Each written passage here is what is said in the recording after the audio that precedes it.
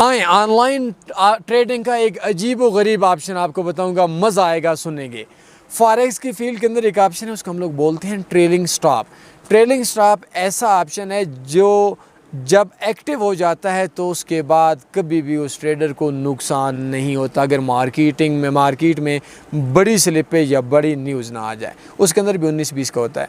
अच्छा, trailing stop होता क्या है? बुनियादी तौर पर ये उस वक्त एक्टिव होता है जब आपकी ट्रेड प्रॉफिट में हो। मिसाल के तौर पर आपने 5 पिप का ट्रेलिंग स्टॉप लगाया, आपकी एक स्टैंडर्ड लॉट है यूरो यूएसडी की और मार्केट आपकी $50 प्रॉफिट में जाती है, तो ट्रेलिंग स्टॉप आपका 0 पे आ जाएगा।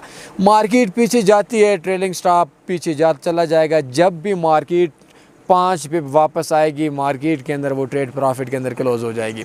अच्छा, ट्रेलिंग स्टॉप मोबाइल के ऊपर आप लोग यूज़ नहीं कर सकते, और अगर आप कंप्यूटर के ऊपर यूज़ करते हैं तो उसके लिए भी कंप्यूटर का ऑन होना ज़रूरी है। मज़े का ऑप्शन है, ज़रूर